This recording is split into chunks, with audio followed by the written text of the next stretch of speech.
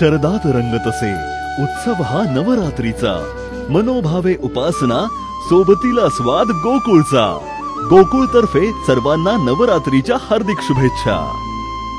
खड्ड्यामुळे धोकादायक बनलेल्या पाट-पन्हाळा वाशी रस्त्याचा वनवास संपणार असून माजी आमदार चंद्रदीप नरके यांच्या पाठपुराव्यामुळे या रस्त्यासाठी प्रधानमंत्री सडक योजनेतून 7,58,00,000 रुपयांचा निधी मंजूर झाल्यामुळे या रस्त्याचे रुपडे पालटणार आहे।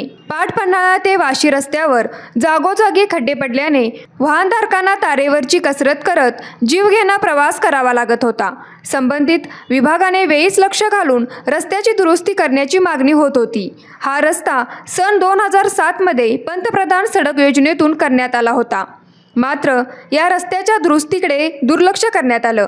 या रस्त्याची दुरुस्ती करण्यात यावी अशी मागणी परिसरातील नागरिकांनी माजी आमदार चंद्रदीप नरके यांच्याकडे केली होती। त्या अनुषंगाने माजी आमदार चंद्रदीप नरके यांनी शासनाकडे पाठपुरावा करून या रस्त्याच्या दुरुस्तीसाठी 7,58,00,000 रुपयांचा निधी मंजूर करून आणला आहे।